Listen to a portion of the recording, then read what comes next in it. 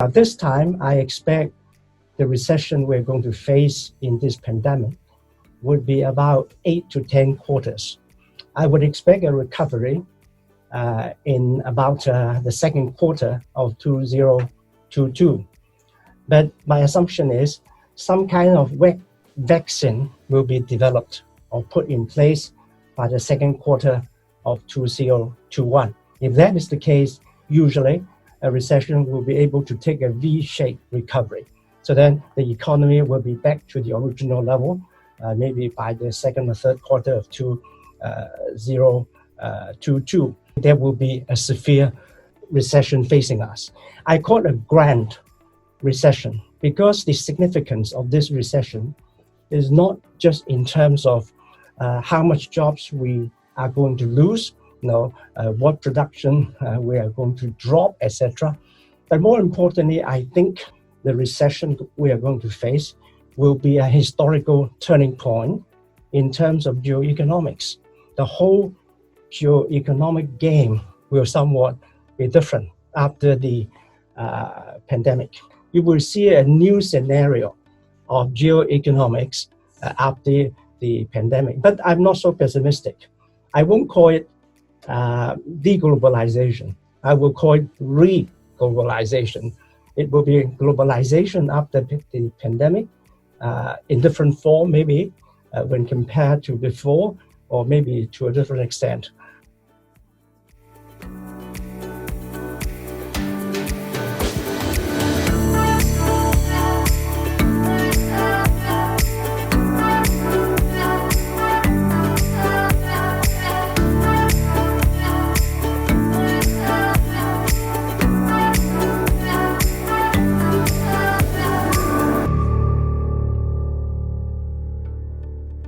We do see some opportunities in our sector, which is, I think now we're categorized. Before, we've always been categorized in the content industry.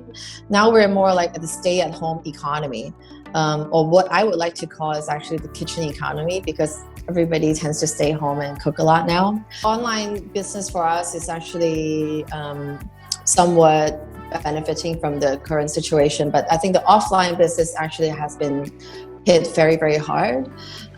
So for the stores, complete shutdown in February. So I think the retail business is a brick and mortar business, which is actually still having a very tough time. But what we've done, number one, I think we have to be very cost effective. So we did have to trim some staff and the retail business level.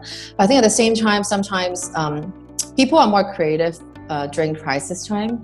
So I think our team has been very creative during this period, because our stores, basically we offer offline cooking classes, but because everything was shut down, but we still have to come up with an idea to service our existing customer base. So I think, it is tough. It's definitely tough for all of us.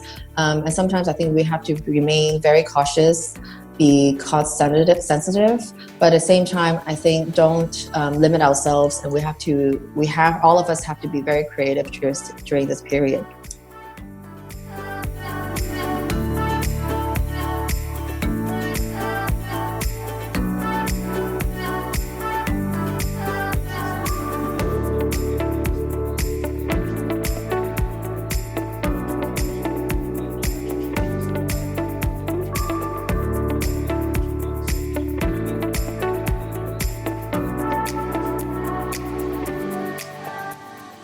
Back to 2003, we faced the SARS issue as well. And then at that time, I was actually the GM for WebEx. And I believe I'm actually the first group of people trying to promoting the collaboration tools on the ground and try to push people to work more online and meet more online and do training online. And when compared to the epidemic this time, I think the nature is a little bit different, because the whole thing lasts for much longer. That's number one thing. And then the geo in terms of the spread, in terms of the impact, is much wider as well.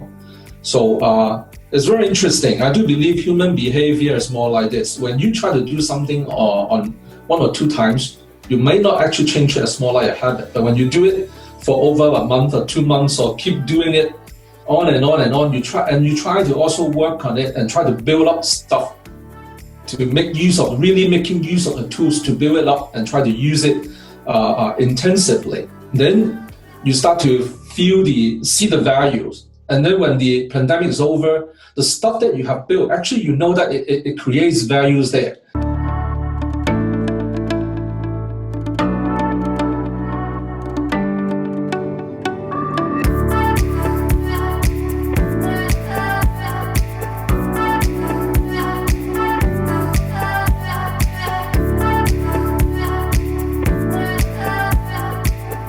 The question is going to be, was I agile enough to deal with this, right? What are the wake-up calls that I got because of this, right? And can I imagine a world where I'm not shifting my business for the pandemic, but the pandemic is alerting me, right, towards changes I need to accelerate today, right, to make sure that I'm coping with, right, the new world.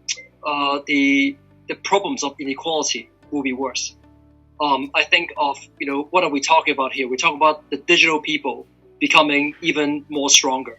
We're talking about the younger, more educated, and more able to leverage these tools. Those people becoming even more powerful, more useful, right? You're talking about manual labor, people that need physical effort, right, to be more marginalized, right, in business, right? You're talking about people who have low income, right, to be the first one to get laid off and maybe to need more government help, right? And they will be the ones who are continuing to be in the more vulnerable in society. So I'm very optimistic as a society. I think we'll get out of this. But, I do think that we need to look at a broader question around what do we do with all of this, right? And is that getting better? Is it getting worse? And how do we come around to think about how do we deal with the inequality that comes with it? And that to me is what I've realized, right, through this pandemic, having stuck at home for, 3 months, right? I do realize that actually, this is becoming, a more unequal world. And that to me is very important. And that to me is what, Professor Chen, I'm hoping that you will help us and lead many people in Hong Kong to fix. Because unless we fix that, the riches and the prosperity of society, that will not be shared among people equally, that would cause us even more rifts among society that we're seeing already today.